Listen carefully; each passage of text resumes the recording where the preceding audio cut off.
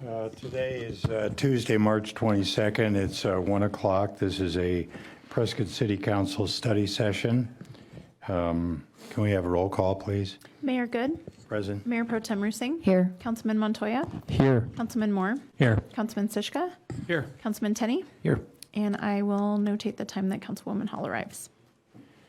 All right, we're going to start off this with a discussion on item A, which is a discussion and presentation regarding the second draft of the 2022 water management policy.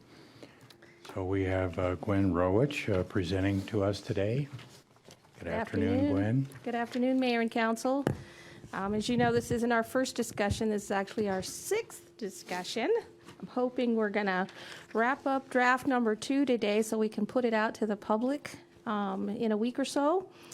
At the last meeting, we stopped kind of in the middle of the policy, so if it's okay with you, I'm going to pick up right where we left off, which is policy number 12. And this is where we start talking about a water budget, potentially having a water budget for both residential and commercial. Policy 12 relates to a residential water budget.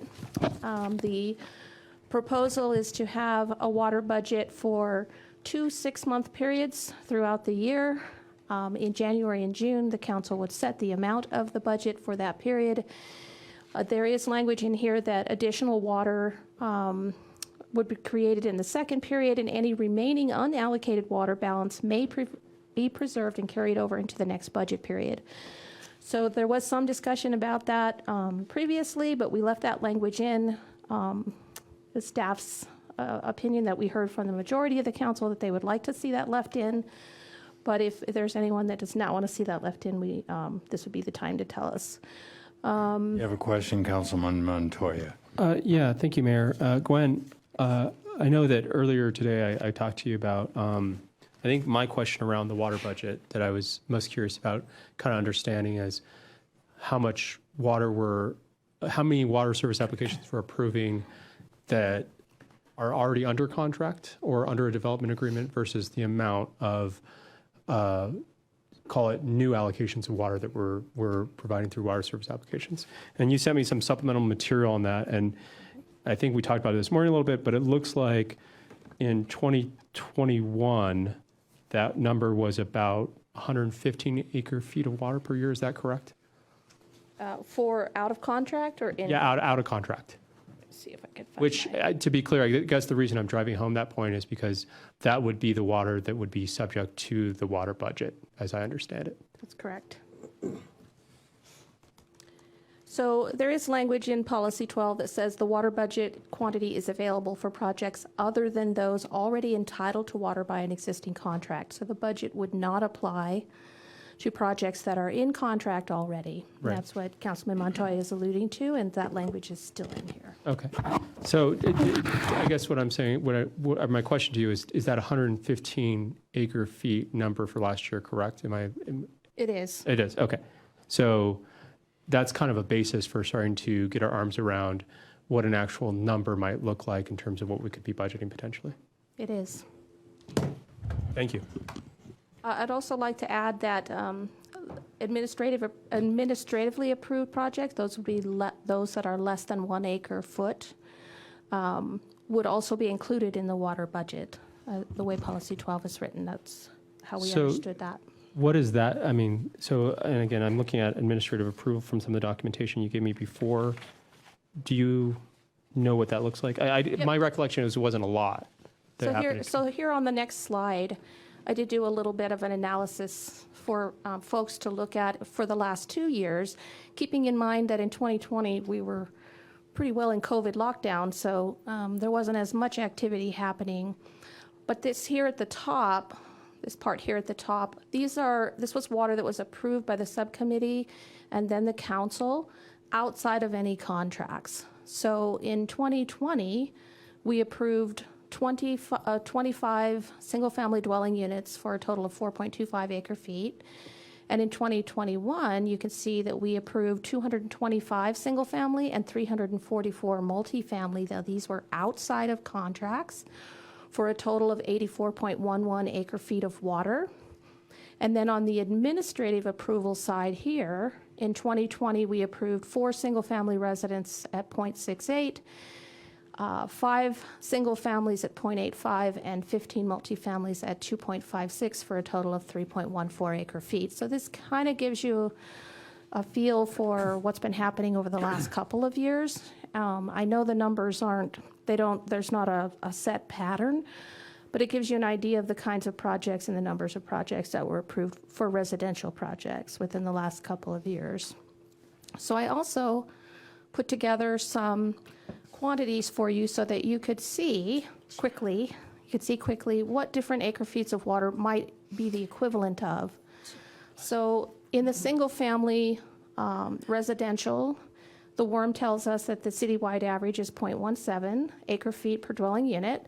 So at 10 acre feet, that would be about 58 dwelling units. 20 acre feet is about 117 dwelling units.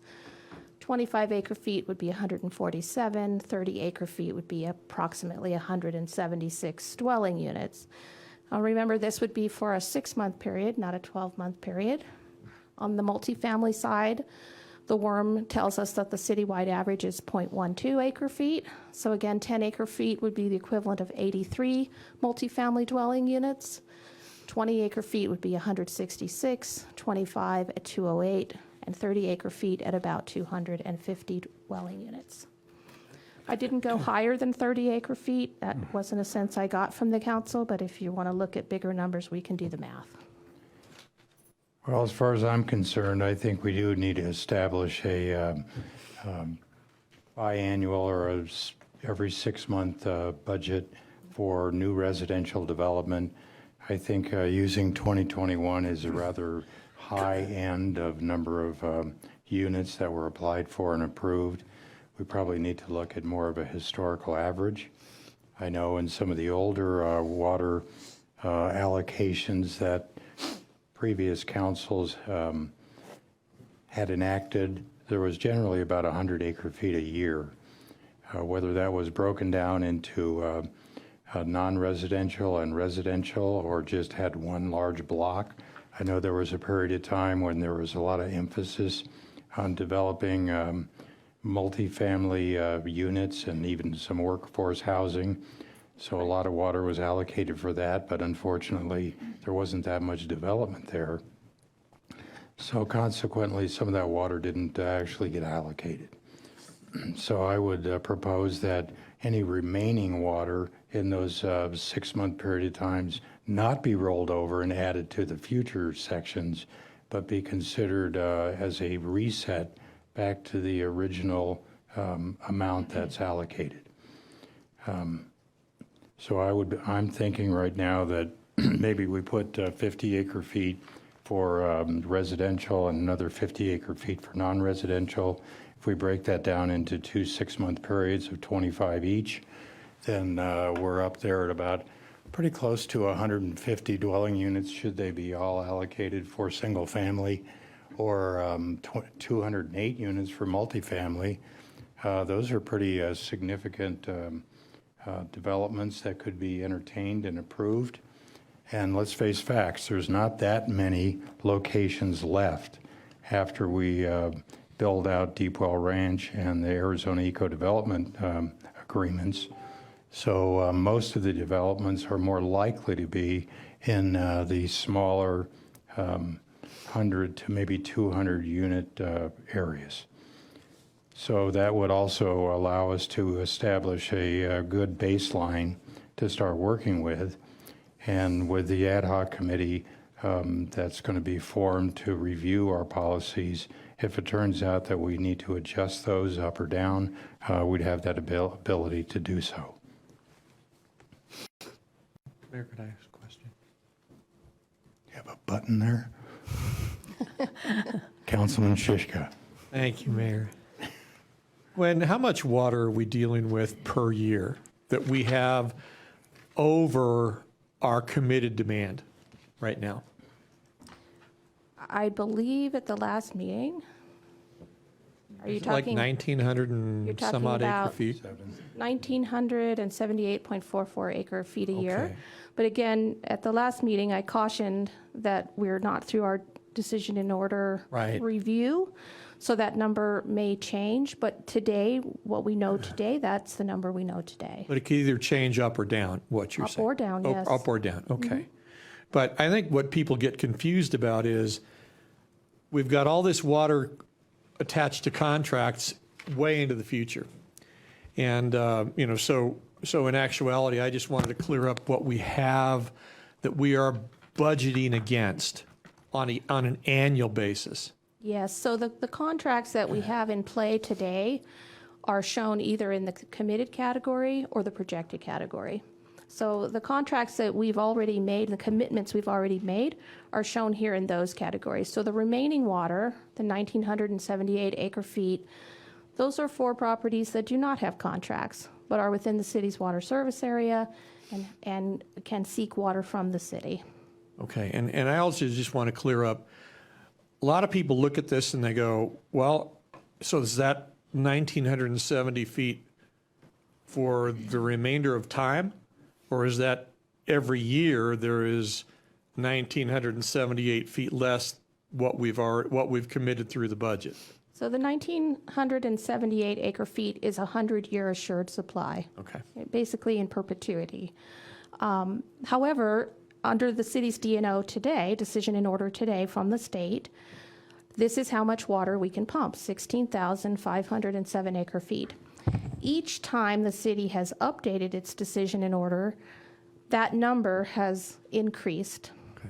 We still have the ability to have it increase somewhat, but when the declaration of groundwater mining occurred in 1998, the state recognized any subdivisions that had approved preliminary plats.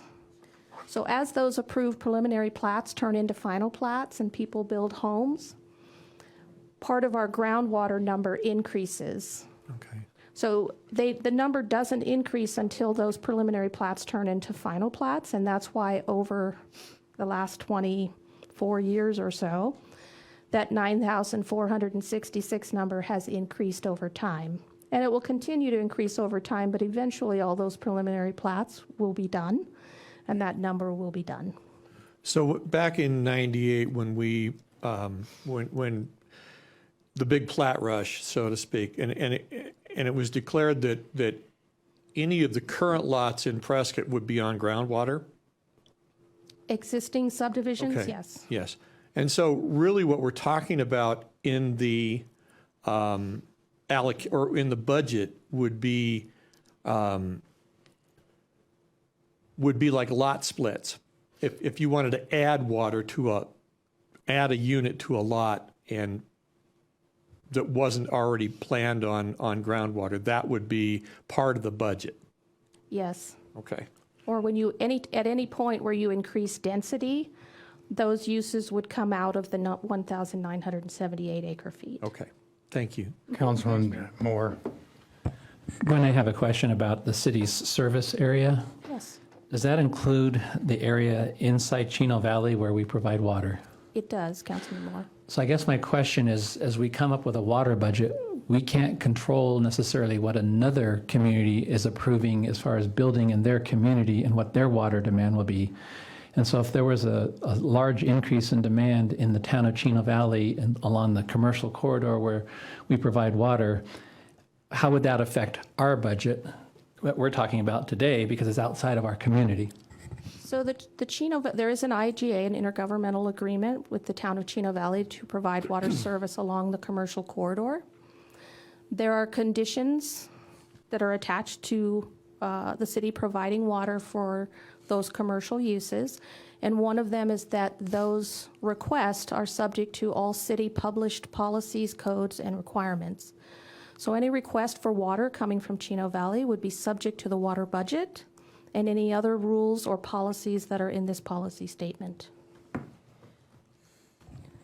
So I guess I just want to make sure that as a council, we understand that we're not just talking about a water budget for the city of Prescott, but it's our total water budget, which includes outside of our city. That is correct, unless there is a contractual obligation. So under Chino Valley Irrigation District, each one of those property owners has the city has a contractual obligation to provide water to them, but they're provided for in the committed and projected demand. But the commercial corridor, is part of an intergovernmental agreement. And that agreement says they're subject to our codes, policies, and rules that are in place regarding the issuance of water or the providing water service. And so under that language, they would be subject to the same rules as anyone else in the city. I guess the point I want to make with that fact then is, as we talked a month or two ago, as we were talking about the water policy, is that if an organization came and they could have like up to half of the water budget, that could impact our city if something in Chino Valley committed up to half of our water budget, and then we'd only have half of that water budget left for our own community. I think potentially that's true. So if we have two separate segregated budgets, one for residential, one for non-residential, then we could consider that when we determine the number for the non-residential, because we may be providing some non-residential water into Chino Valley's commercial core. Right? Please proceed. Okay. Go back to.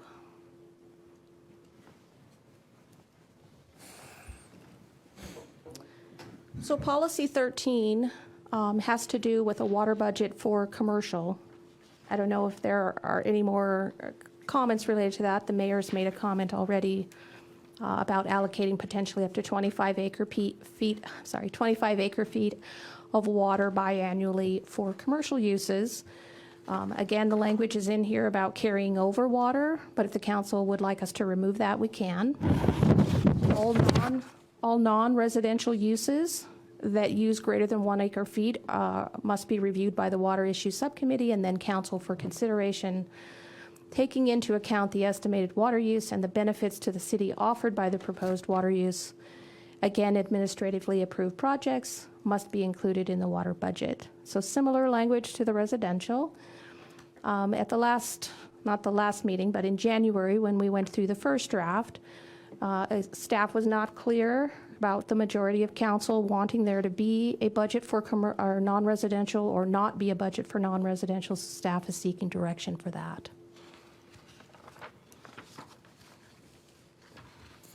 Well, you heard my comments. I'll say them again if you'd like to hear it. Mayor? Yes, sir. Councilman Montoya. I think from my perspective, I know that there's some folks that have trepidation about a water budget period for either residential or commercial. I think as a council, if we're going to ask our residents or new developments for new residential to submit to a water budget, that we should do the same for a commercial. It just makes good sense. I think about one of the recent projects that were listed on your commercial list. It's a employer that's come down to town. They're going to provide 100 new jobs, and they're going to be seeking 4.21 acre feet per year. So I don't think that a water budget for commercial is a big boogeyman that is going to really stop development from coming from a commercial perspective. I could be wrong, and I'm open to people providing me with details and data that suggest that, but it doesn't really seem like the types of job providers that we want in our community are going to be coming and asking for more than what the mayor has suggested, which is 25 acre feet. And a single provider, I guess, could come and ask for up to half of that, is my understanding. Correct. Potentially. And so you're talking about a commercial provider coming and seeking, I guess, what would that be, 12 acre feet in a biannual period for a total year's worth. I'd be curious to know what historical, uses we have that go above 12 for commercial, and what the job and the benefit for the city are in those regards. But I'm with the mayor. I think that 25 seems like a reasonable place to start. And the other thing that I would point out to those who are skeptical of it is that we will have an ad hoc committee that'll be kind of watching over this and getting feedback from residents and, kind of talking with our community development department about how it impacts it. And I would also add that if there were a substantial commercial industrial development that was so valuable to the city at large, the council could still consider that, even if it was in contradiction to the policy we established. So this isn't a slam the door on this. This is just an opportunity to let the the public at large, residential developers, non-residential developers have an understanding of what their expectations are so that they know how best to present their project and make sure that they're asking for water in a very justifiable manner. Mayor Pro Tem Rusing. Thank you. I agree with the last two speakers. Just because we have a budget doesn't mean we're shutting the door. We can still be flexible. And if a project comes along that's of huge benefit to the community, our quality of life, job creation, then we will still definitely be open to looking at it. Thank you. Councilwoman Hall. Thank you, Mayor. So I guess, obviously staff, the start of this was looking for direction at what the guidance is for how we're going to be handling it. I guess it's kind of contradictory. So they are taking applications, even if it is over our budget and our policy. And then in that case, why do we have one in place? So we're saying we're still going to consider it if we have, if there's 5 different businesses that want 6 or 7 acre feet, how does that work with? My feeling would be in the rare condition of some type of a major development that wanted a larger allocation than would be allowed under the budget, then they could still apply to the Water Issues Committee. The Water Issues Committee would deliberate and just make their decision, and then potentially they could forward it to the council for a broader consideration. But let's face facts. Looking at the last 5 or 10 years of development, it's pretty rare that we've seen a non-residential project come forward with that type of demand. Is that correct, Quinn? Yes, Mayor. Most larger projects have some other elements that either the city enters into a development agreement or there are conversations well in advance of seeking water. I do have a couple of examples on the screen here just to show you what we've kind of looked like in the last couple of years. In 2020, we did have a large water request for the Justice Center. But again, that project is probably an exception, not a rule. We're not going to see a lot of justice centers or large things like, I hope not, come into the community. But you can see that in general, industrial type uses are in the 4 acre foot range. In 2021, we had a food truck park that came in at 2.6, an industrial user at 3.4, distribution center at 4.21. So in general, we don't have large allocations of water that are being requested for commercial. Again, on the administrative side, we approved 13 projects in 2020 that altogether only used 5.75 acre feet. And in 2021, we approved 28 projects that used close to 20 acre feet of water. So most commercial users are not high water users. And as the mayor pointed out earlier, the distribution center project employs over 100 people, and they only use 4.21 acre feet of water. So, the recommendation for 25 acre feet of water, I believe, is reasonable. That's semi-annually? That would be semi-annually. So you don't believe that'll even come into play? I don't think we'll even come close. This 20 acre feet right here was for the entire year. Thank you. You're welcome. Mayor? Councilman Tenney. Real quick clarification question then. I'm not a car wash advocate per se, but if there was a car wash that wanted to come to town and that was the estimated amount that they would use in a year, that's more than half of the 25. So walk me through what that process would look like. They could still come to us for a variance on our policy, potentially. I think that's a great segue into the next policy Okay, terrific. statement. If you don't mind me interrupting. I don't mind at all. I Okay. appreciate it. Yeah. So policy 14, this is something that I've been working on, looking at how we can allow projects to move forward that might need more than 50% of the remaining water budget. So in policy 14, it says no single water service application will be approved for water use estimates greater than 50% of the remaining biannual water budget. So as they come in the order they come in, we look at how much water is left and make sure they're not asking for more than 50% of that. If a project requests more than 50% of the remaining biannual water budget, they have 2 choices. They can file a water service application. the staff would hold until the next water budget becomes available, or they could appeal the 50% rule to council. This was suggested to staff. The applicant must demonstrate the benefits to the city, such as job creation, wages, sales tax, economic impacts, or any other benefit that waiving the 50% rule would bring to the city. Those requests would be reviewed by the Water Issues Subcommittee and then subsequently voted on by the council.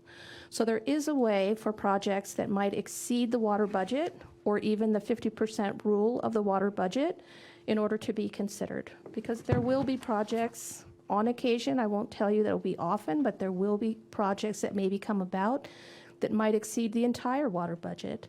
So we have to have a way for them to be heard. And so this is the process that we're suggesting. Gwen, I just have Mayor a, Pro Tem Rusi. I have a clarification. It says here no single residential, but shouldn't that be residential and non-residential? As you can see on the screen, I struck the word residential. Oh. So all, Thank you. that was requested as well. Hard time seeing it. Thanks. Any questions about, Thank does you, that Gwen. I answer? think that addresses the concerns pretty well. Okay. All right. So under existing contracts in policy 15, water supplies that are associated with an existing contract may not be amended to increase the number of lots or the volume of water used. Any such proposal to increase the number of lots or volume of water shall require submission of a new water service application for the revised project, which will be evaluated according to the current water management policy and the water budget if applicable. So very minor amendment there. Under policy 16, when a contract, I'm sorry, did you have a question? No? Okay. Mayor, Councilman Moore. you were looking up. I thought I saw a hand.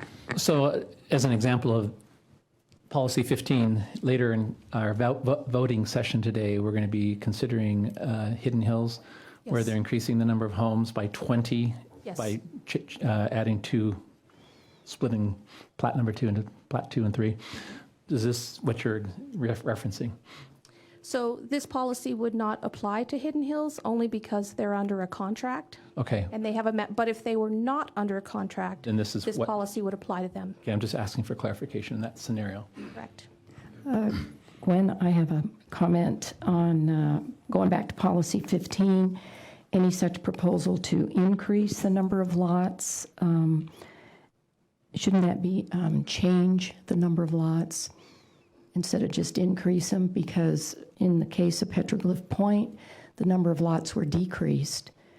And that was a loophole because then the water use was going to be increased even though the number of lots were decreased. So that should be just change, any change in the number of lots.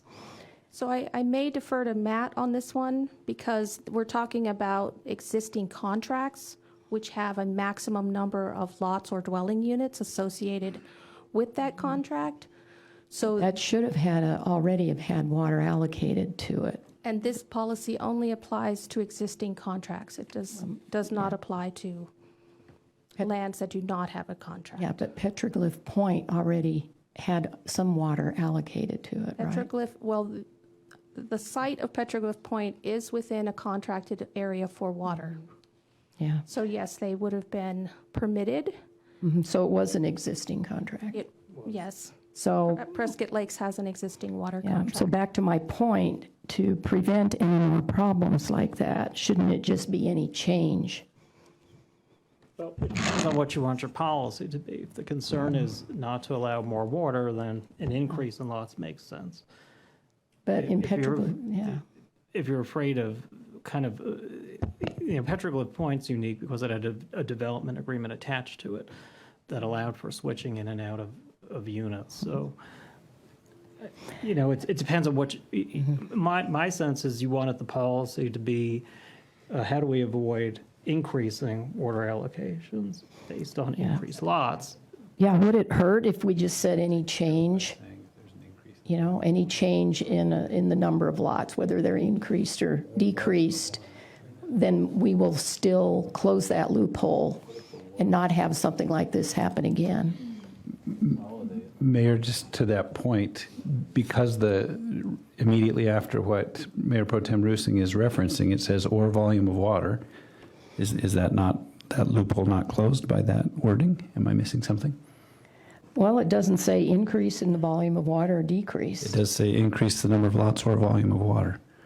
Well, I would just feel better if we had some redundancy and just say any change. Would that hurt?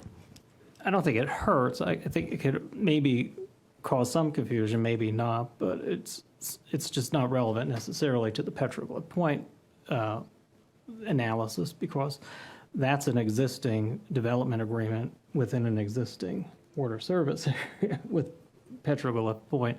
We've kind of analyzed that ad nauseum, and whether they increase or decrease the lots wasn't necessarily relevant to the analysis. Here, if you want to use the word change, I don't think it hurts. I don't know if it gets you any closer to where you want to be. I think the associated volume of water shall, where's the language that Councilman Tenney just read? Yeah, the volume of water shall require an increase in the volume of water. So it really depends on what you want your policy to be. Well, you get back to the or and or. Should that or be an and? Or should it be an or? We're back to the adverbs again. Aren't adverbs, those are conjunctions, and I think or is what we want, right? I think or makes sense. I think or makes sense. I think the petroglyph point situation is more a reflection of the overall developmental agreement that allowed movement of water into different parts of the development itself, rather than the specifics of the petroglyph point apartment proposal. So really, I think your concerns are more focused on how that development agreement was originally crafted, rather than the allocation of water within the development agreement.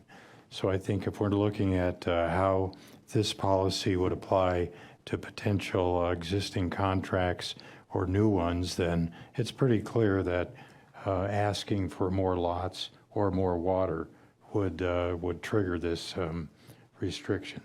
Okay, thank you. I think we want the same thing. You're on the same page in terms of we don't want to see more water go.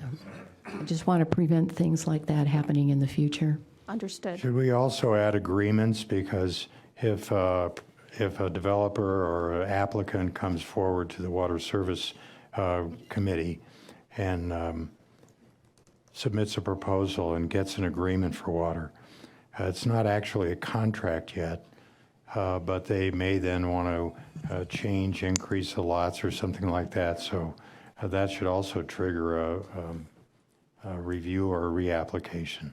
So I have, in the second draft, I've added definitions, which I think will help quite a bit.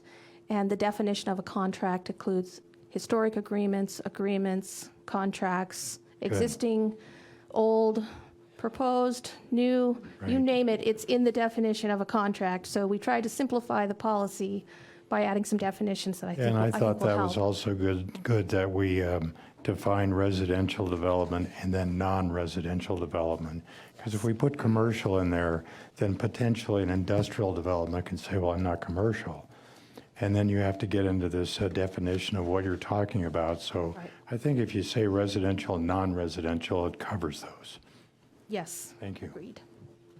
Yeah, I think to Councilmember Rusing's point, when we draft development agreements, we're going to have to be, that's where we have to be really Really cautious. eagle-eyed on how we write the moving in and out of units and water into different places.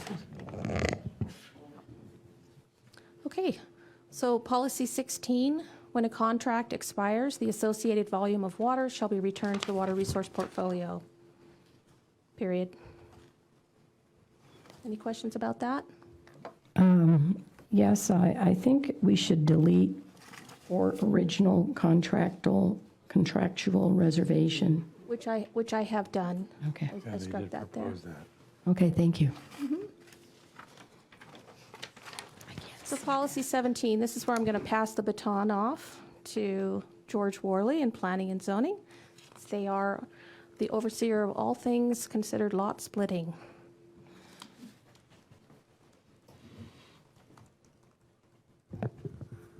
I didn't know I was going to talk, but I'm capable. Thank you, George. I was confident of that. You're confident of that. The question about what changes to an existing subdivision or a non-subdivision area that you're splitting lots and creating more demand for water can be addressed with the water policies you've just talked about. Changing the process to either inhibit or require additional processing for lot combinations, in most cases, will have an adverse effect on what you're trying to do with a water policy. You're trying to conserve water, and the vast majority of your water is allocated to single-family subdivisions. In a single-family subdivision, a lot is a water allocation. Less lots is less water allocations. There are some differences with multifamily and commercial development that, of course, would allow for situations where lots could be combined together to form a bigger parcel. It doesn't actually change the maximum amount of units that could go on it. It simply creates some additional barriers, if you want to call it, for how units would develop. So if you had a lot that's 2 acres and it's zoned business general, and you can have 32 units per acre. If you had 2 lots together that's zoned business general, the 2 lots combined can have 32 units per acre. It doesn't matter how many lots there are in a commercial for how many units you could get on it. It does constrain the actual physical development somewhat in that you have to deal with those lot lines. So in this particular case, I don't know that requiring any additional process to address lots when there's no change in the zoning associated with them is going to have a positive effect because, again, most of your water is allocated to single-family residential, and reducing the number of lots is a positive for the city. Well, that's not what Mayor happened. Pro Tem Roosing. That's not what happened with Petroglyph Point. The zoning, it was already BG zoning. Correct. And they And- could have put the same number of units there, whether there were 7 lots or 1, Yeah, and then the plat map was changed. which again didn't change the number of units that could go there. That's based on zoning. So So you're not changing the number of units based on the number of lots. Is there a benefit to making it more complicated? what can we do to prevent that from happening in the future? Write better contract. Right. I think the attorney has clearly addressed that. Development agreements and your water service agreements. If you have a water service agreement that says this is how many units you get of water, it doesn't matter how many lots you have. That's something that in the case of Petroglyph Point was done by a council 22 years ago, 21 years ago, that was looking at it from an entirely different perspective. I don't know that you could prevent it other than by being diligent and aware of water in a way that they weren't back then. You are today. Water service agreements and council approval of those water service agreements is the control.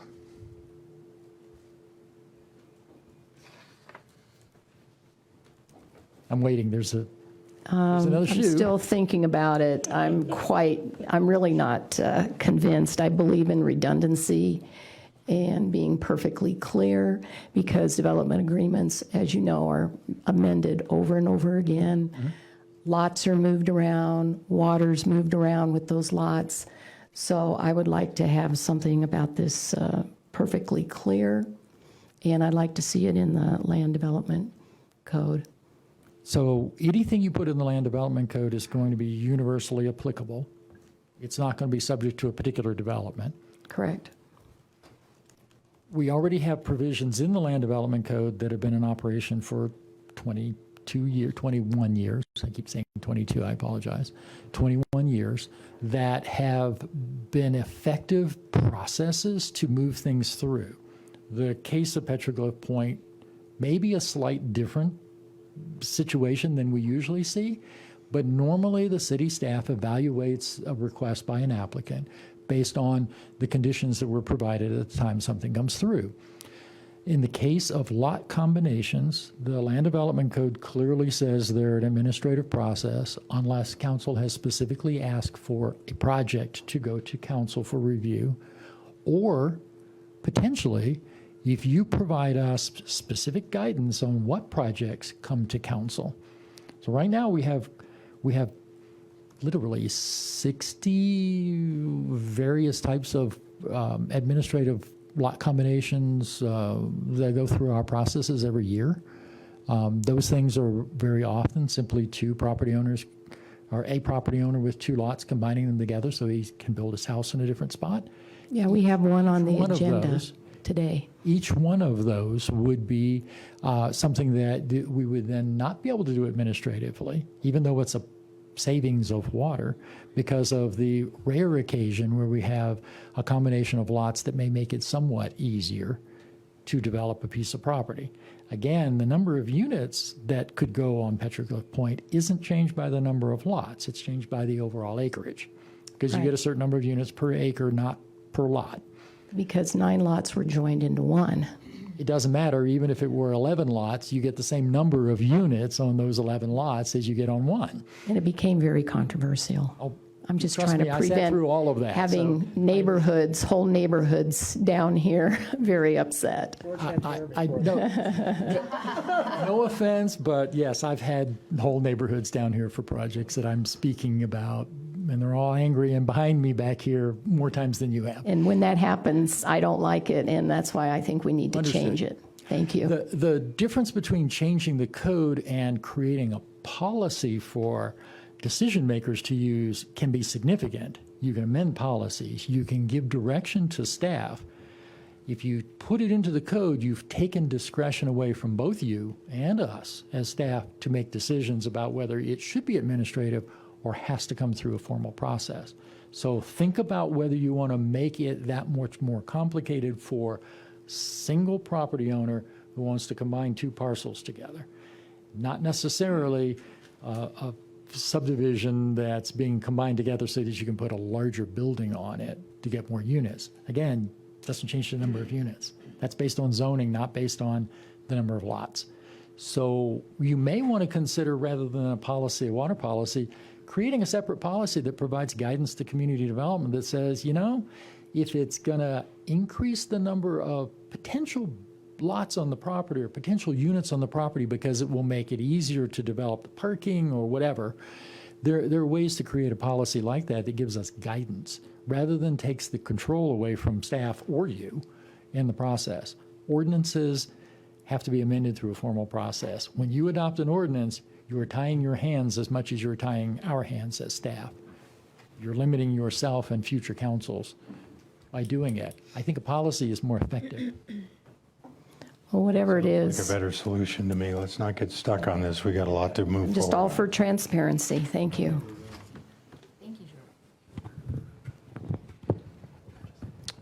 Thanks for the break, George. All right. Give me a minute to have a drink. Yeah, it was a little high.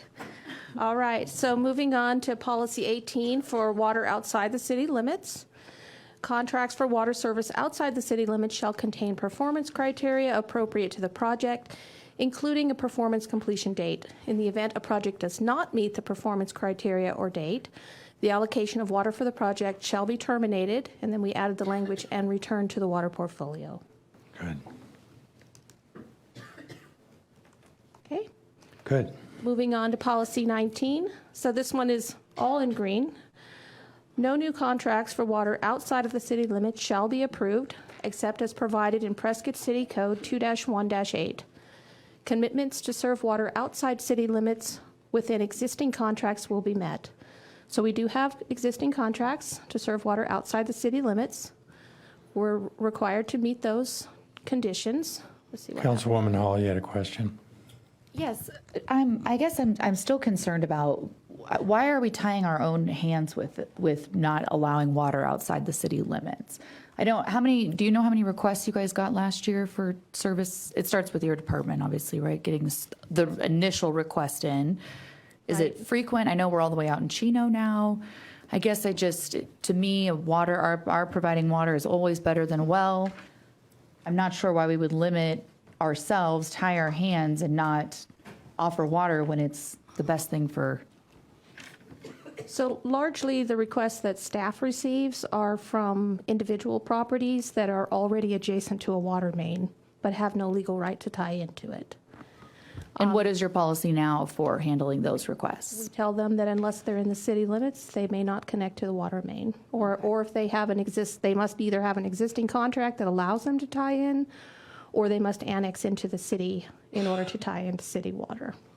Because the current code does not allow them to connect to a water main outside the city limits without an existing obligation by the city to do it. Right, or they get annexed. Or they request to annex. We have Right. one of, we have one of Right. those on the agenda today, too. Right, Yeah. okay. Mayor, Councilmember Montoya. Thank you, Mayor. I guess I kind of just disagree with the notion that we're tying our hands a little bit, because I don't think I see this policy as doing that. I think if, much in the same way when we talked about commercial water usage, if there's an extraordinary need to provide water outside of city limits, those people are still within their ability to come and petition the city and this body to ask for the water. There's nothing in this policy that says they can't do that. So I just don't really, all due respect, Councilwoman Hall, I don't agree with the characterization that we're tying our hands. It'd be one thing, as George noted, is if we were creating an ordinance that really just locked it down. But we're creating a policy and we're sending a message to the community that, you know, there are situations where we'll provide water outside of city limits. AED is a perfect example. And in that case, we had a really lengthy negotiation and we got something for giving that up. And so I think it's an important thing to keep in mind that this is a guiding principle, and it doesn't say absolutely no water outside of city limits. It just says that if you do, have your ducks in a row and come and make sure you have a give to get. So that's just a comment of mine. It says no new contracts for water outside of city limits. It's a policy, though, so it's not. So someone can come and ask for that water, right? I mean, am I misunderstanding something, Gwen? So Councilman Montoya, they can apply for water if they fall within the guidelines of City Code 2-1-8, which only allows water outside the city limits if you're part of an IGA or an intergovernmental agreement, although that excludes intergovernmental agreements with special water districts or water districts of any kind. So I guess what I'm saying, though, is this council as a body could decide to override this policy on a case-by-case basis, though. If the request was coming from a federal government agency, a state governmental agency, anything that falls under the definition of a political subdivision. Which is a pretty broad definition. It's a broad definition, although we have excluded water districts and special districts. Okay. But any individual property owner would not, because Section 2-1-8 of City Code does not allow connection to city water outside the city limits. Okay. Right. And to the point, we had a very successful negotiation with water outside the city limits without this policy in place when we worked with AED.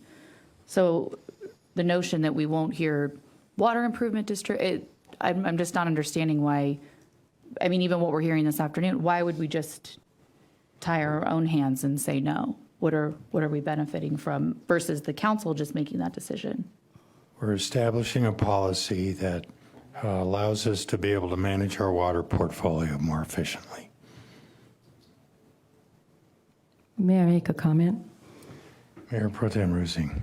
A well-managed, well-planned, sustainable community grows through annexation, not by running water out into unincorporated areas outside of their water service area, for example, out in the county.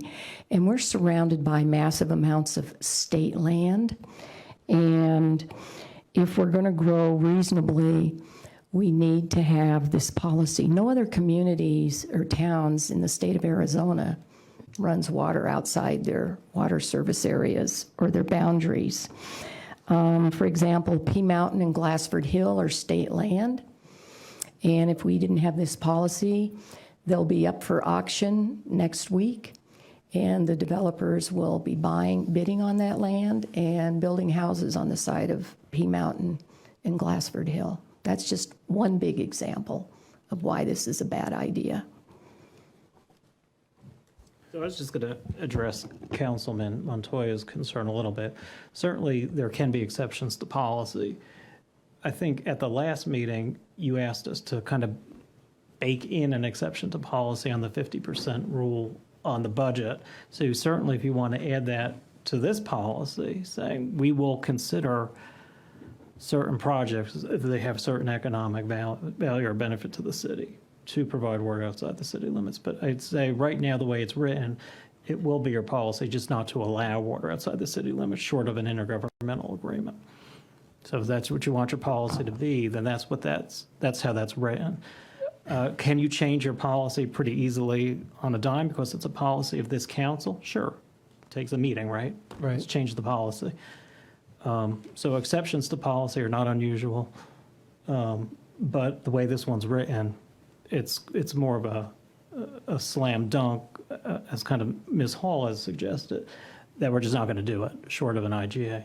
So and we knew this was going to be one of the more controversial parts of the policy.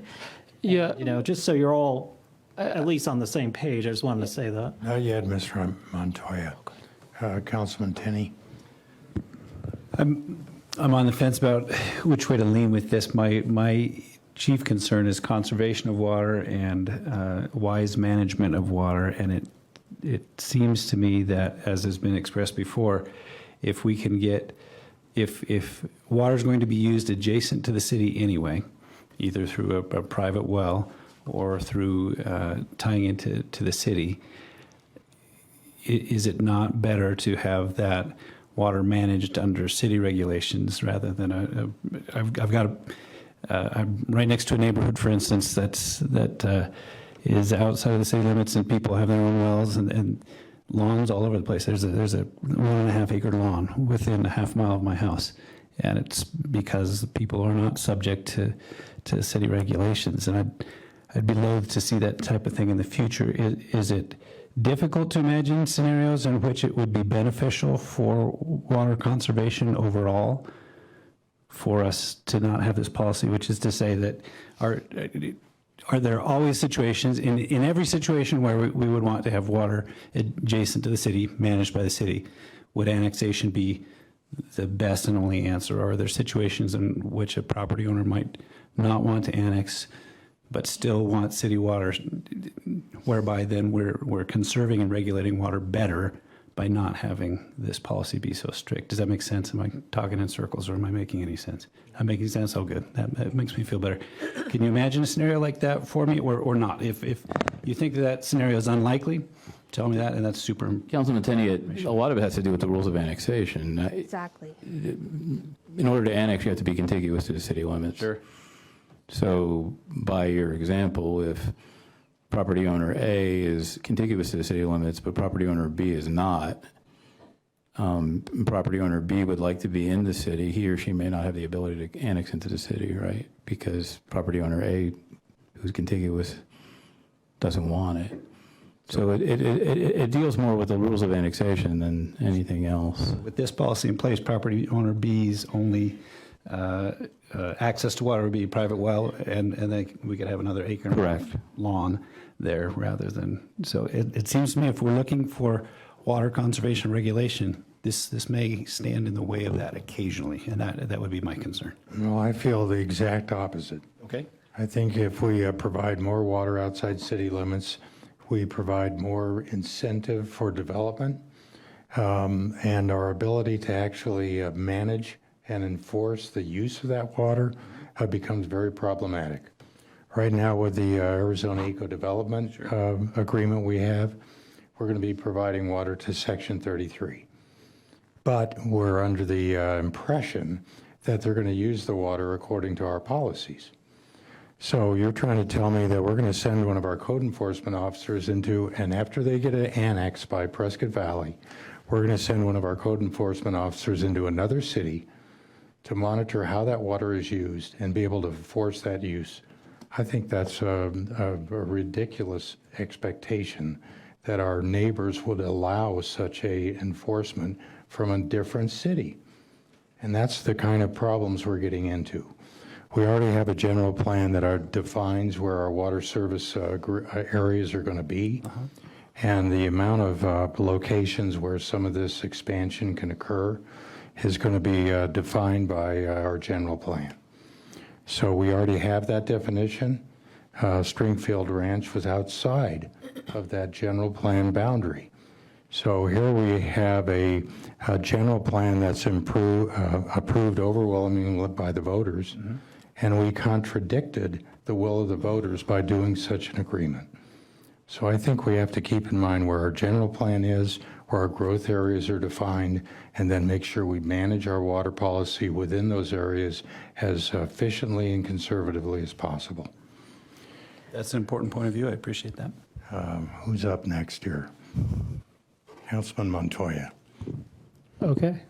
Thank you, Mayor. I guess I'd be curious to the point of Councilman Tenney and the point of Councilwoman Hall. I'd be curious if there wouldn't be some language we could draft up to allow for an exception for extraordinary cases. I think the thing that would worry me is exactly the scenario that the mayor just brought up, though, is Stringfield Ranch. And that's something that concerns me because it seems like, to kind of what Mayor Pro Tem was talking about earlier, if you open a door, you don't really know how they're going to, who and the capacity of how they're going to come in through that door. We don't know what exception is going to be asked of us and, what controversy will ensue from that. I guess I would be curious to see if there wasn't some sort of exception, some room for the council to have an exception that it laid out pretty strong, guidelines for that, so that it was like, this is our guiding policy to not provide water out of city limits. But if you have an extraordinary case and you can make that case compellingly, then we'll consider it. But that's just a thought. I don't know. Mayor and council, would you consider at least reviewing requests for water that were for a single family residence that is tied to sewer, that would abandon their well in order to connect to city water? Yes, absolutely. But they can't be annexed? They may or may not be able to be annexed because the rules of annexation requires you to be 300 immediately adjacent to city boundary. And they may not be immediately adjacent to city boundary, but they do front a water main. We have most Then of the they'd be in the calls, water service area. and they would be in the water service area. Yeah. We have, most of the calls we receive are from single homeowners whose well is failing. A majority of them are already on city sewer. They would like to tie to the water main, but they don't have the legal right to do so. I don't believe the exceptions need to be associated with development. They could potentially be, the exceptions could be associated with existing homes. If they met the criteria that they are tied to city sewer and they abandoned the well to the city to be added to the city's water portfolio, it's kind of a wash, because when the well is abandoned and transferred into the city's water portfolio, the city receives a 0.5, half of a credit, an acre-foot credit, and we know our average use is 0.17. Would this include people in Chino outside the water service area out there? So I don't believe it would include Chino Valley. It would primarily include the county and anyone in the city. Well, we'll have to look into that. I need some more information, more scenarios. But what I'd like to say, another example is concerning commercial. Somebody could develop a shopping center outside our city limits, and under this policy, offering water outside city limits could get city water and sewer and then be annexed by Prescott Valley, and they'd be collecting all the sales tax, and it would go into their general fund, even though we're providing the water, and wouldn't get that benefit. That would be another scenario as to why you don't want to provide water outside our city limits and our water service area. All right, Councilman Shishka. Thank you, Mayor. I appreciate that. First of all, I think I'd like to put the general plan into perspective. The general plan is a plan. And probably we always talk about how it was overwhelmingly approved by the voters of Prescott. I would say that probably 90% of the people of Prescott didn't even read it. They approved it because they felt comfortable with the work that the group that put it together had done. So, they have us up here to make decisions. They don't need to, or the person who looked at that probably on the ballot went, they know what they're doing.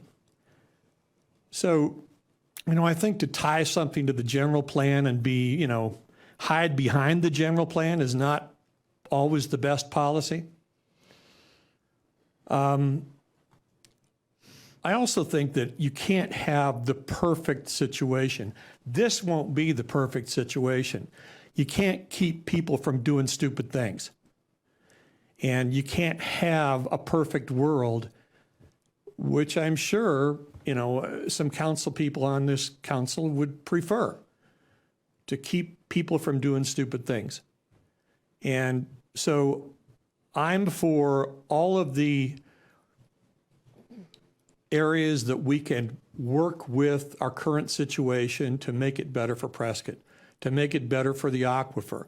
I'm not interested in maintaining a campaign promise. I'm interested in giving us the ability to do things on the run and to do things right for Prescott.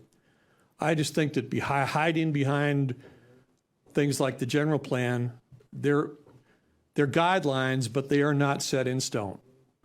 And I just think that if we limit ourselves to no water outside of city limits, other than with an intergovernmental agreement, or whatever that 2-1-8 said, then I think that we're selling ourselves short as a council and as for, the future of Prescott. Thank you, Mayor. Councilwoman Hall. Thank you. So circling back, when it was come up previously, I think it was Mayor Pro Tem about Chino Valley. Would it include Chino Valley when you had brought up making that type of exception?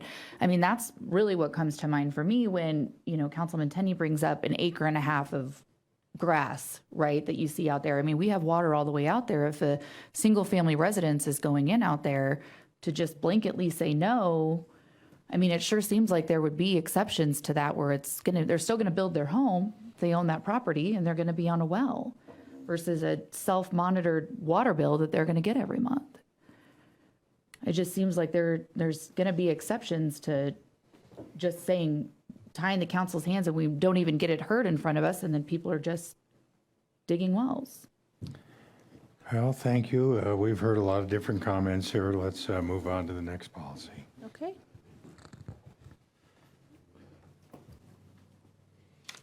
Okay, so policy 20, all new development shall install water sense fixtures, meet adopted plumbing and building code standards, and install only low water use landscape plantings per city code requirements.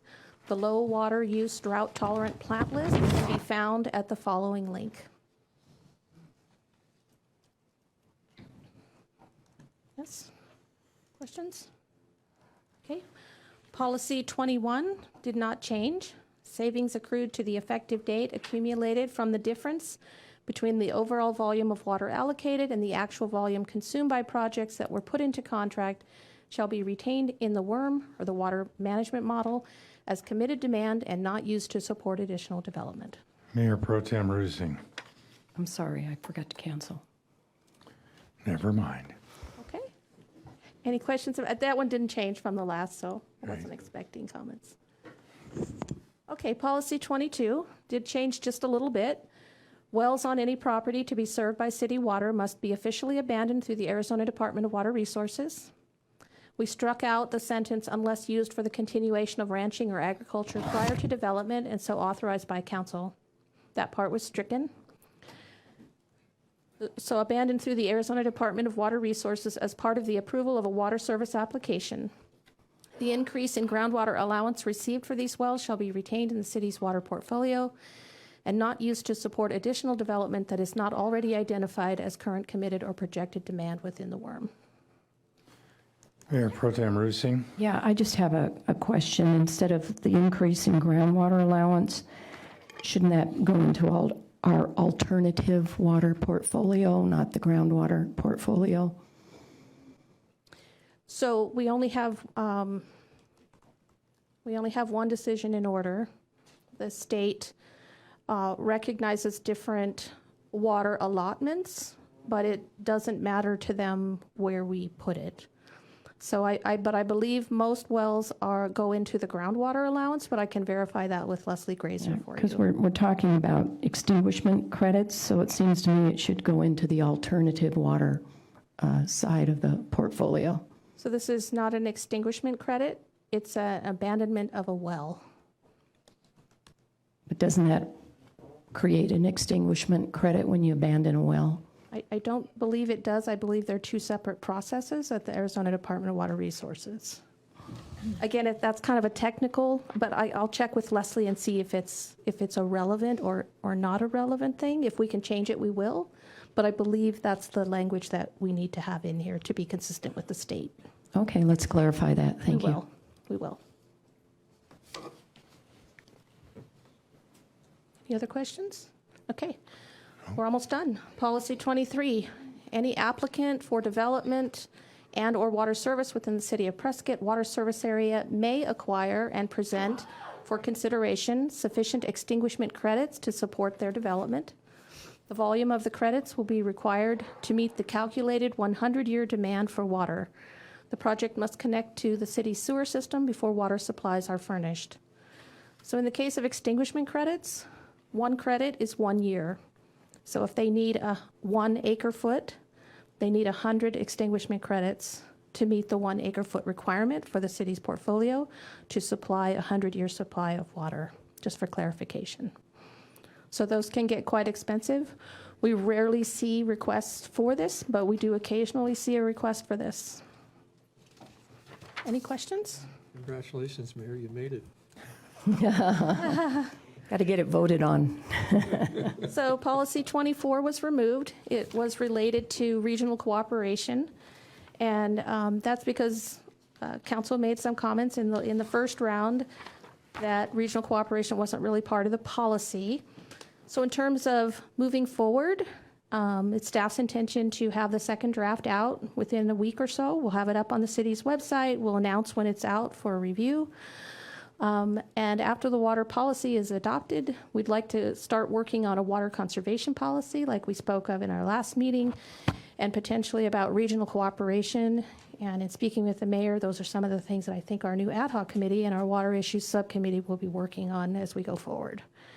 So that's where we are. I guess at this point I need direction on whether council wants to see the second draft in a public meeting, or you would like us to bring this back for a vote.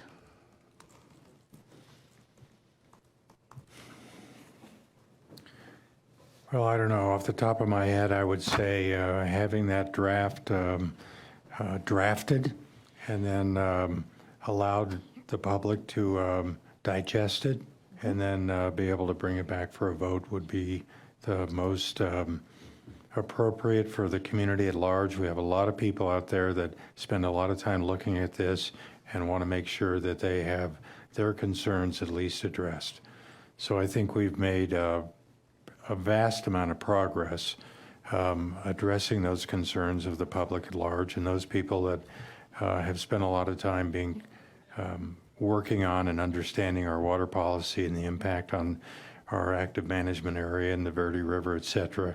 So I think allowing some time for the public to be able to digest this last draft, and then we can bring it back for a final review and a vote. Okay. Council Mayor Pro Tem. Well, I just am going to agree with you. And I think we do need some transparency and give the public a chance to comment in a study session before we voted. And then we have Councilman Montoya. Thank you, Mayor. Gwen, how many presentations have we done of this water policy at this point? This is my 6th public meeting. Since we've been here a little over an hour, it's about 14 hours in front of you and other groups talking about water, in addition to the public comments we received in writing. So we have done our very best to make sure that the public understands what we're doing and why we're doing it and where we're headed. And thank you for that work. I guess, Mayor, from my perspective, I would say that we get this next draft done. We can bring it up at a voting session.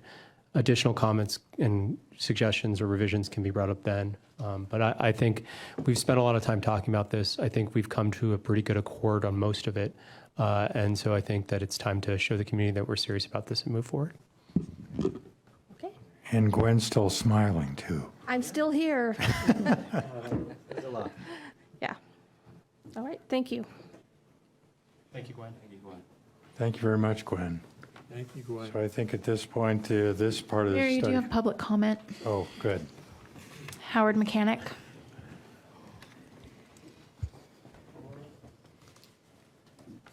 Mayor and Council, and I appreciate Mr. Montoya's comment about not wanting to tie your hands.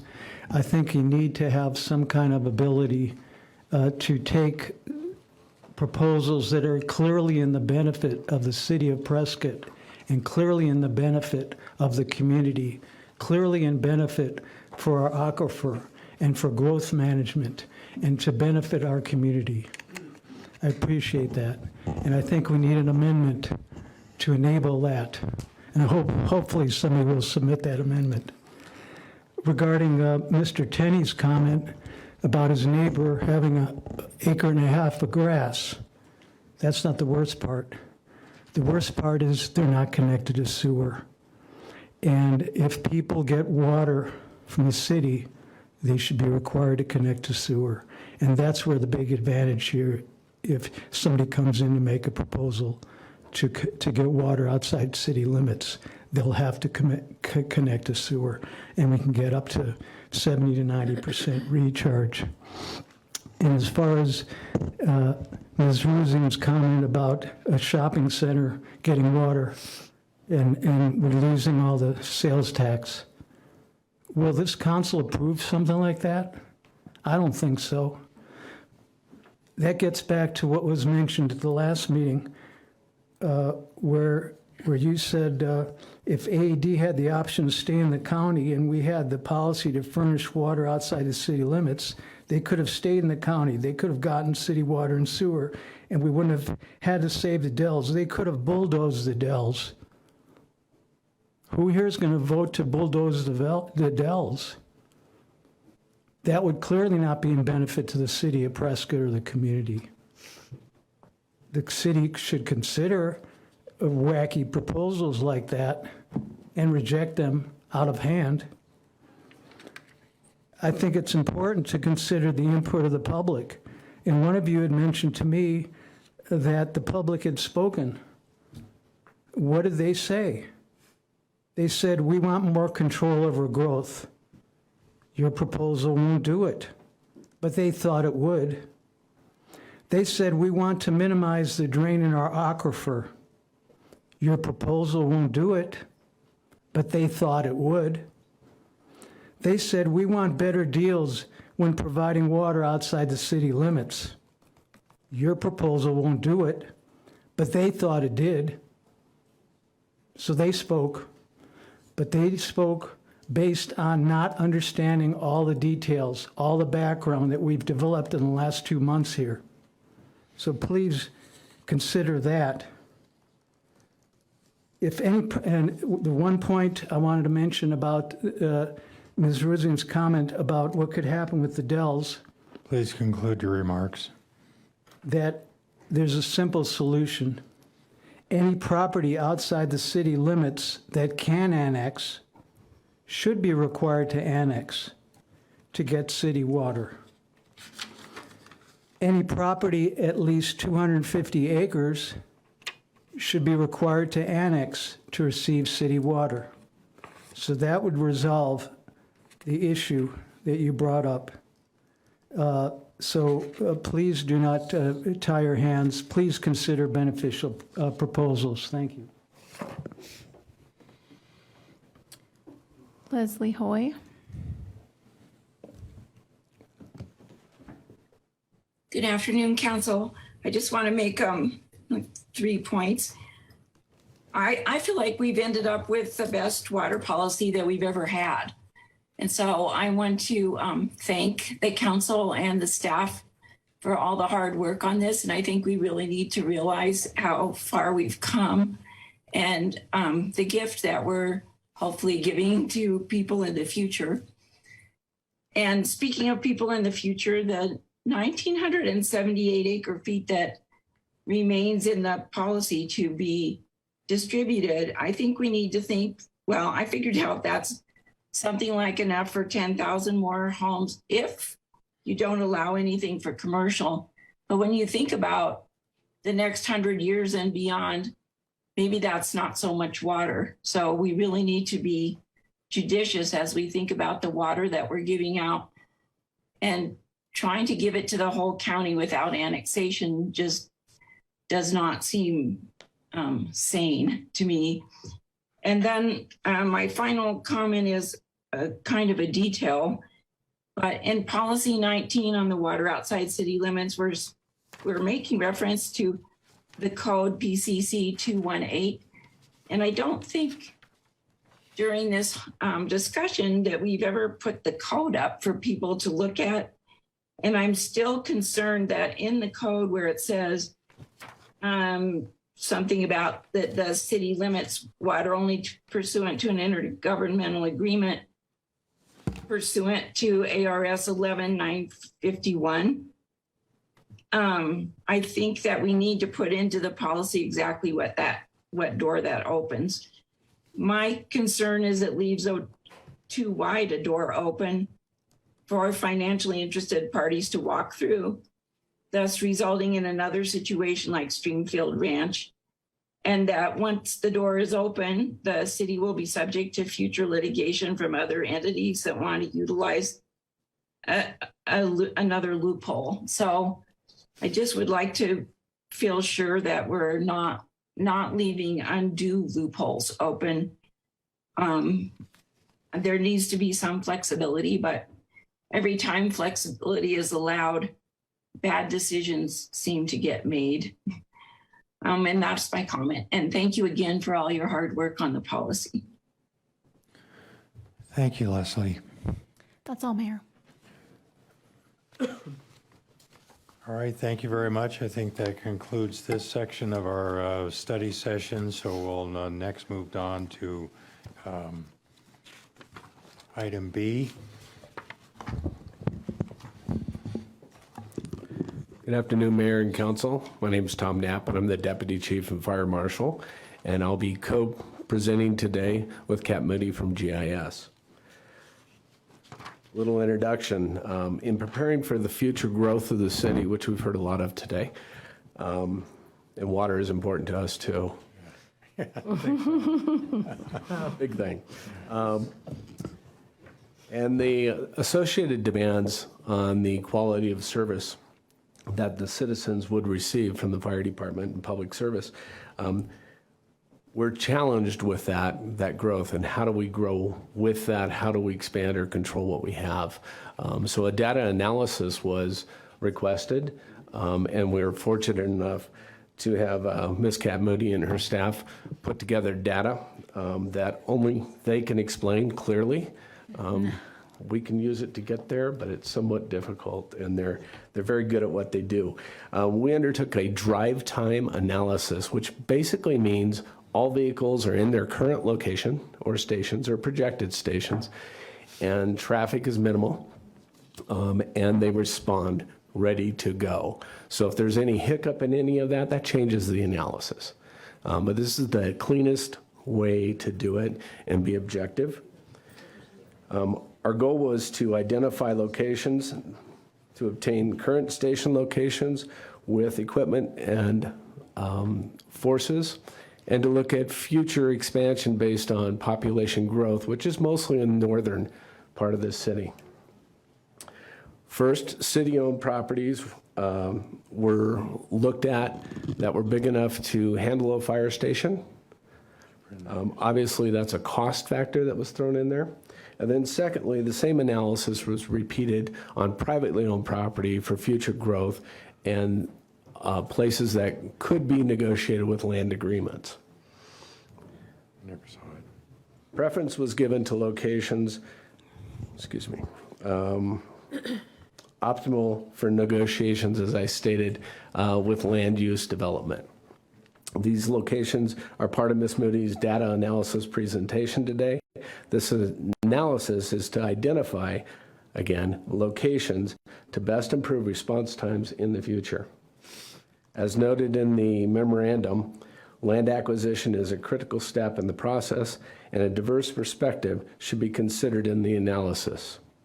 In addition, our partnerships with the police department should be considered to increase the effectiveness and efficiency of capital outlays. It is with great admiration that I present Kat Moody. Thank you. As was stated, so this is a theoretical analysis. So all units are in their station. The drive time analysis takes into account current street network, speed limits, and we also included future streets in this analysis for areas that are master planned where we know we're going to be seeing neighborhoods going in the next 1 to 10 years. So these maps all repeat the same color pattern. So I'm going to go through that with the legend here. And in order to fit the whole city on screen, you're looking at a very small view of this. And certainly these files can be made available to you to study at greater length. But we're looking at areas with 0 to 4 minute time in green, 4 to 6 minute response time in yellow, 6 to 8 minutes in orange, and over 8 minutes in red. This is current conditions with current station location that you're looking at here. And so the areas we're most concerned about as far as coverage are areas with a lot of potential future growth. So these blue streets are future streets. So this would be AED North, Deep Well, which can include obviously more streets in the future. These are streets that were part of master plans, theoretical in nature, but we do know we're going to be seeing call demand in these areas. So particularly Granite Dells Estates and AED are going to see longer response times with the current station location. So we did give consideration particularly to these areas in the north that have over 6 minute response times.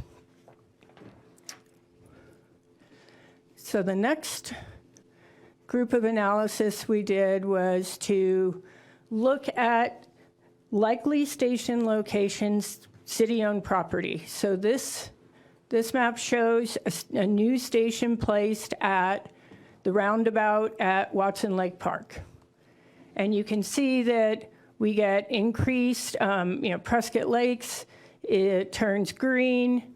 Some of the other areas in starting to head north, you are getting increased response time, and including all the way up into areas like Walden Farms. But you're not seeing much impact from that location in Granite Dells Estates. The other likely location that's a city-owned property is the property associated with the adult center on Rosser Street. So these are locations that have enough room to build a fire station. The city already owns the land. That location provides really great coverage in Prescott Lakes, almost the entirety of Prescott Lakes, and some of the areas south of Willow Lake Road are all under 6 minute response times. Again, we're not seeing a huge benefit up in the area where we're going to see a lot of potential growth. So those were the two most likely city-owned locations.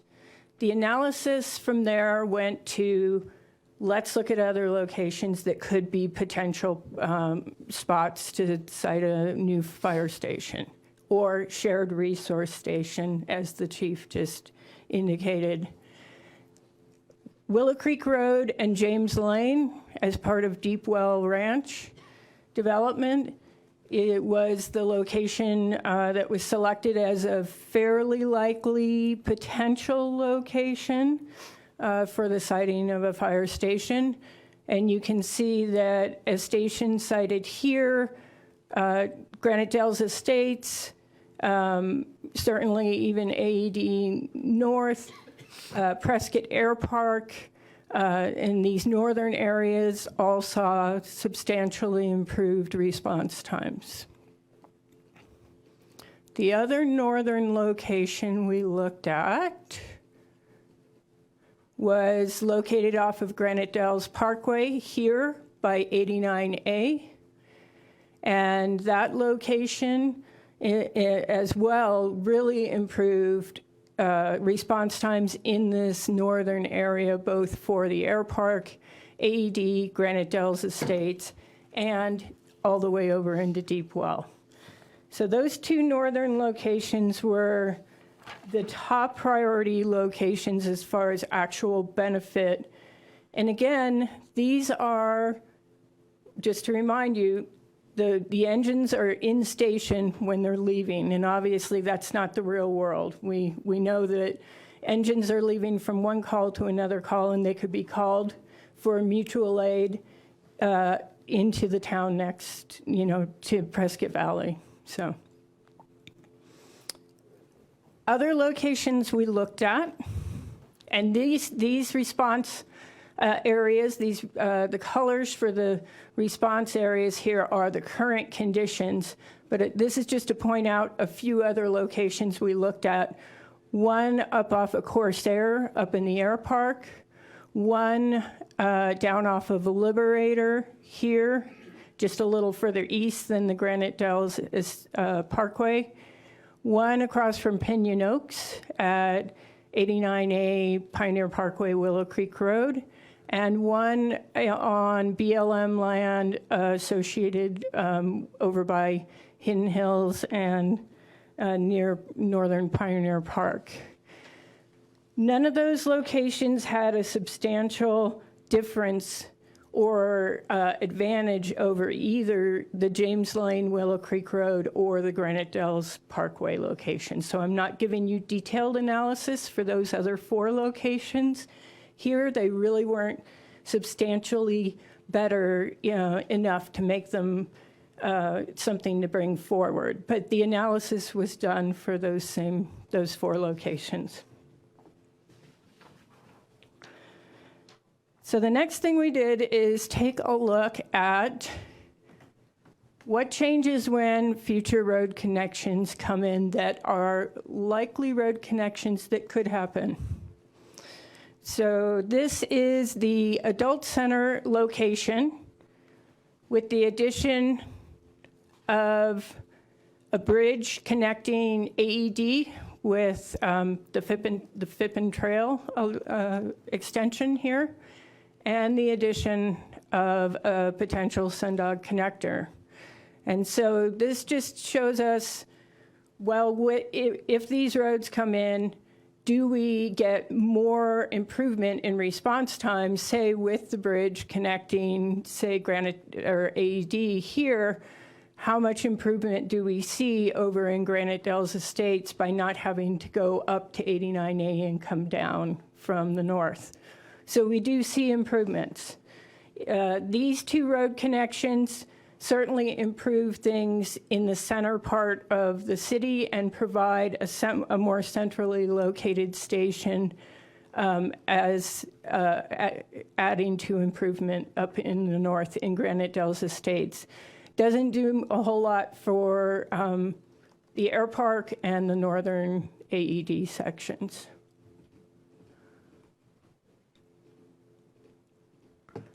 And this is the Watson Lake Park location with those same 2 road extensions. Again, you're seeing certainly improvements in Granite Dells Estates. You're certainly seeing improvements in the northern sections of Yavapai Hills with those road connections from that location on 89A at Watson Lake Park area. And then we did the same analysis with the Willow Creek and James Lane location. So this is the station up north with the bridge over Granite Creek here and with the Sundog connector. And that location clearly improves response times into Granite Dells Estates and AED South with the addition of the bridge.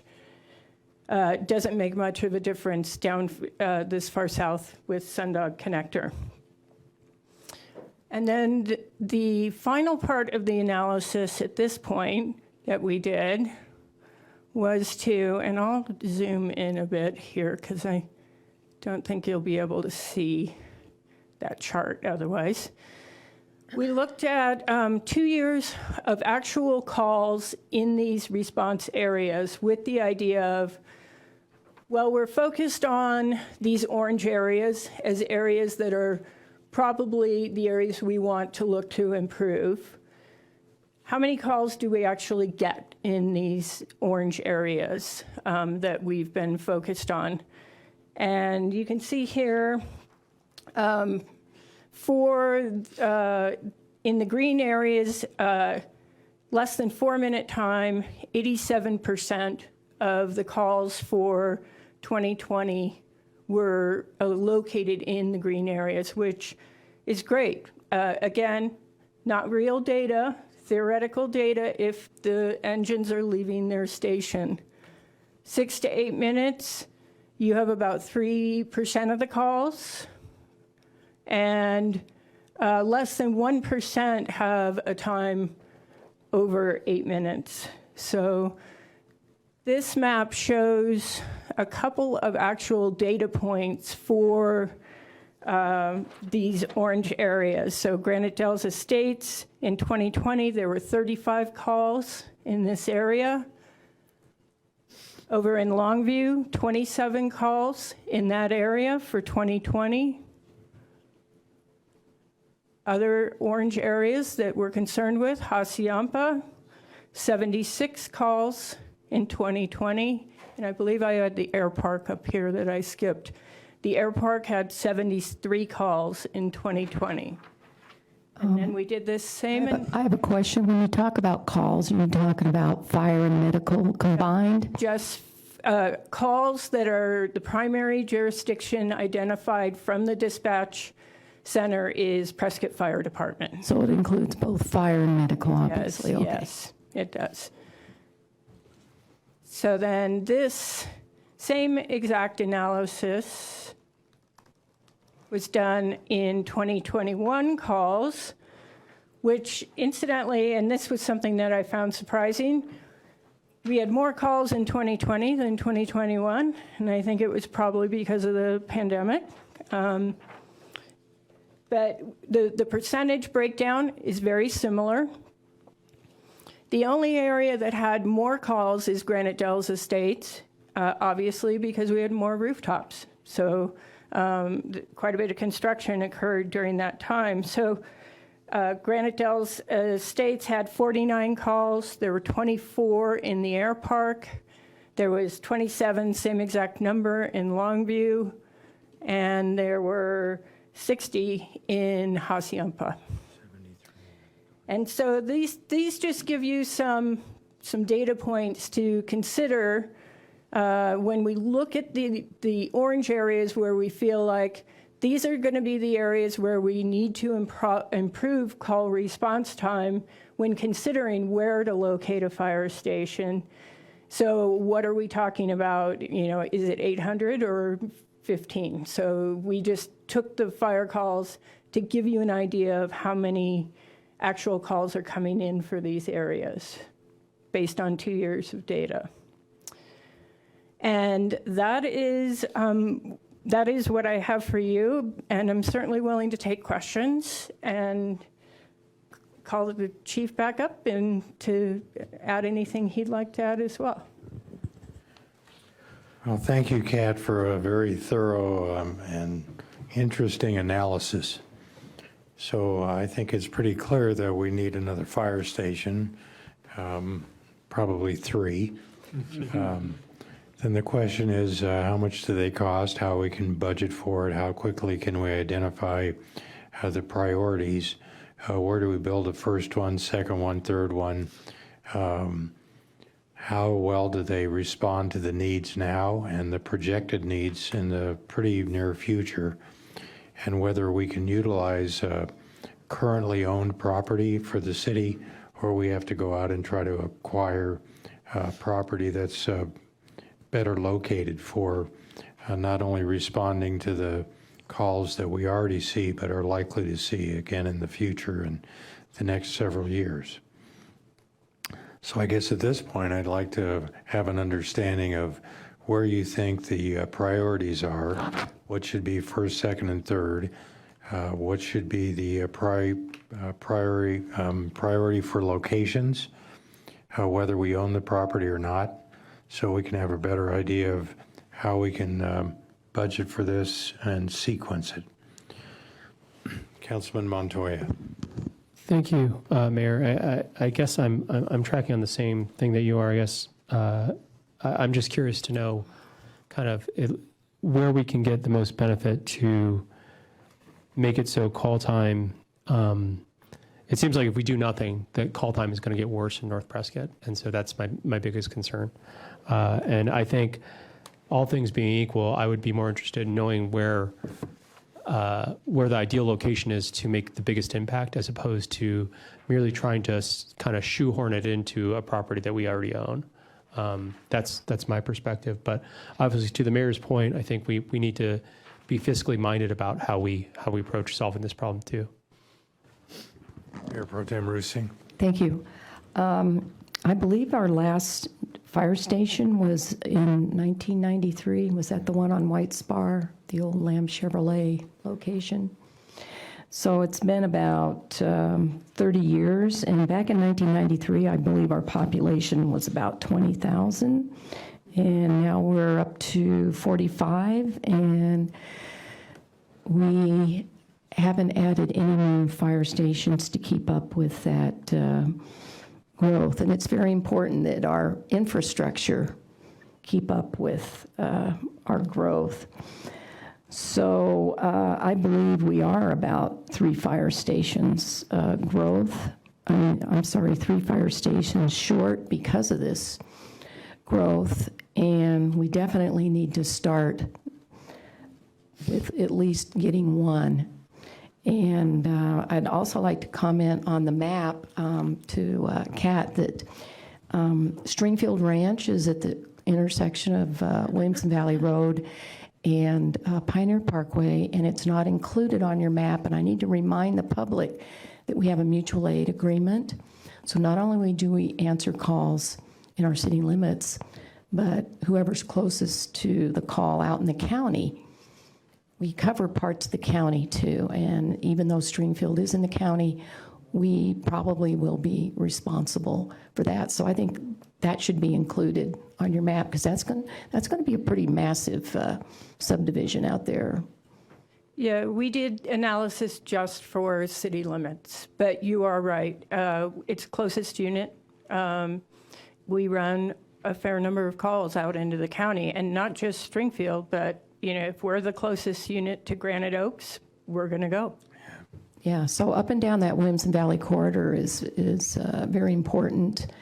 And I remember about a year ago meeting with Chief Light before he retired, and he outlined similar locations to this, but he definitely had one in the area of Pioneer Parkway and Williamson Valley Road to meet the mutual aid requirements. Thank you. Councilman Shishka. Hey, thank you, Mayor. I just think that we need to all be reminded that if we are going to put in numerous stations, police and fire, that we can't just have the station and we can't just have the vehicles, we have to have the personnel. Sure. And so we've got to commit to funding not only the stations and the vehicles, but also the personnel, and that's all I have to say about that. Absolutely. So considering that comments on being able to prioritize, what is your recommendation? Well, based on the analysis here, the two locations with the largest improvement are Willow Creek and James Lane and Granite Dells Parkway. As indicated, mutual aid is part of what we do. A location at Willow Creek and James Lane puts the station more central in the city's service region inside our own city limits. The location over at the north end of Granite Dells Estates certainly improves Granite Dells Estates and AED North and South more. It also puts that station quite close to Prescott Valley, and there's a good chance a fair number of calls run from that station will be east, outside city limits. Yeah, for the mutual aid agreement. Yep. Right. Obviously, financially, city-owned property is, we have two locations that could work, but the response time improvement there wasn't as substantial as the two locations up north.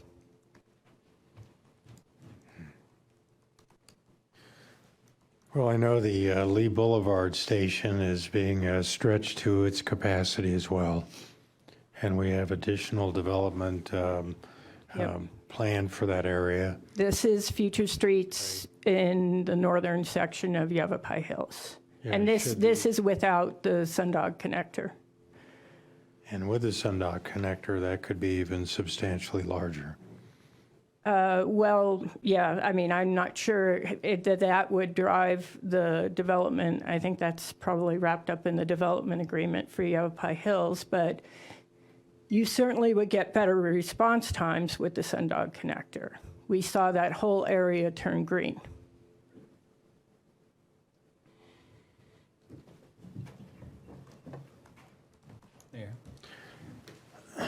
Councilman Moore. Thank you, Mayor. I was just curious, obviously there's an advantage financially to city-owned property, but there's an advantage to land that we don't own as far as placement. Have any developers offered or said we would like to set aside some land that would be provided for these emergency services? Councilman Moore, thank you for the question. Some of the locations in the Deepwell Ranch property have been offered. The ones that have been offered have had some limitations, but not far from the location that Kat and Tom have identified, there are some opportunities with the landowner. And I think to a lesser extent, you could make the same argument with AED and the Granite Dells Parkway interchange. I think that there's some opportunities there too. And we did select those two locations based on the fact that those developments are just now getting going, and the city probably has some negotiating power with those developers. Mayor Pro Tem Rusi. Thank you. I'd also like to point out that due to the increased traffic on Pioneer Parkway 89A, we've seen some pretty serious accidents. So I think that's probably another reason why being close to that major thoroughfare would be a very good idea in the interest of public safety. Is there any way to approach Prescott Valley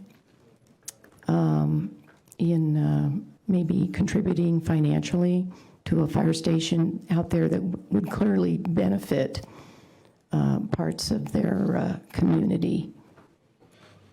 If I can, Mayor Pro Tem, one of the things that I think is very important that we assimilate before we make decisions or prioritize is do an actual call analysis and find out when the peak times are and what our response time is.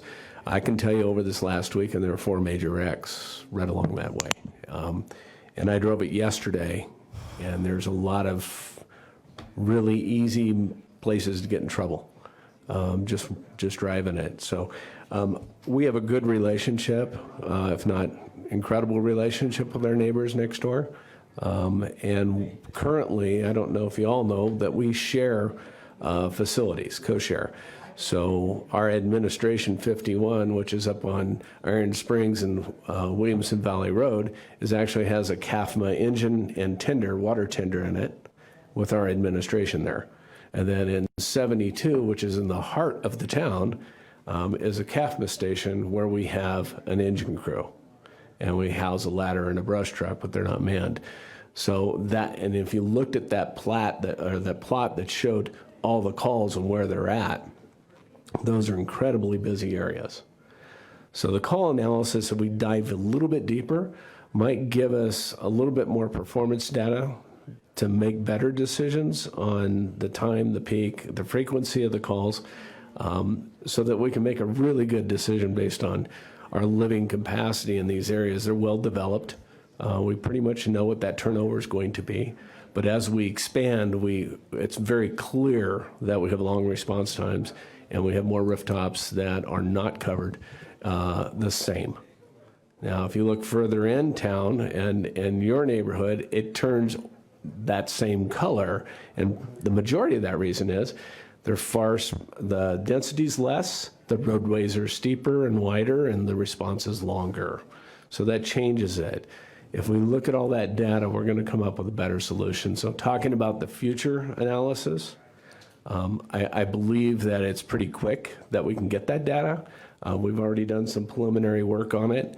There's the understanding that the airport station, what we do with that in the future makes a big difference. Now, Chief Light even approached that in the past. The ARF truck at 73 has to stay there. Depending on what happens with the airport and the airport growth is where that ARF unit needs to move, which triggers another station within that footprint. Can we utilize the engine company that's there and relocate them, not adding a large additional complement of another truck, but actually relocating part of that staff while adding 2 stations? So there's a lot of data that we can gather, given the direction from the council to move forward with that data. It'd be premature for us to throw it all out there, but I think working together, and I've got to tell you, working with community development, IT, and GIS has been incredible resources that we have, and I think are underutilized sometimes to help us make these decisions. Councilman Shishka. Thank you, Mayor. Chief, right now, can you get to the back side of Yavapai Hills without going through the front side of Yavapai Hills? No, sir. So what does that do as far as response time into the back side of Yavapai Hills? We did a response analysis back there, and we have an 8-minute, 8 to 10, I believe is what it was, if they came from the Smoketree station and over, because that's the fastest route. From 75, we're at 6 to 10 to 15 minutes on an average right now. Okay, thank you. What's your feeling about Smoketree? Is that going to be able to sustain it as a effective fire station location in the future? Mr. Mayor, members of the council, that was one of those where it was a good deal, and we've utilized it well. As for safety, as for response, maintenance, similar to a couple other stations, we have to analyze our facilities. And we really have to look at what we're asking minimal staffing to do. Backing into those quarters at night, we can barely get out on a call during the day. And we've done studies and we're doing improvements with our folks internally to make those safer. But is it sustainable long-term? No. It wasn't built to be a fire station. It's a house. Yeah. And then when you look at 75, which I believe is our newest station, that's 4 stories. And you think about the injuries that we have there, trips, falls, sprains, ankle tears, because you enter at the office and the bottom floor. You go up a set of stairs to the kitchen day room. You go up another set of stairs which is the day room. You go up another stairs, which is the officers' quarters. Now, there's no pole either, by the way. I think a lot of guys would sign up for that one. It's 4-story drop. There are other alternatives to utilize that station better. We have a current contract with Lifeline Ambulance for the ground level station that they're paying rent to the city on. However, they're not utilizing it to its full potential because of staffing issues. Can we switch sides with them and still come up with a better agreement? We're in the talks of discussing the possibility of doing just that, just to help our firefighters from the injuries. An ankle injury or a knee injury is going to put somebody out 8 to 10 weeks. And we're willingly putting them in an area where they have to move quickly in stairs to get to a call. So we have to think about the risk management as we build future stations and how do we reduce that injury load currently. So we are analyzing everything.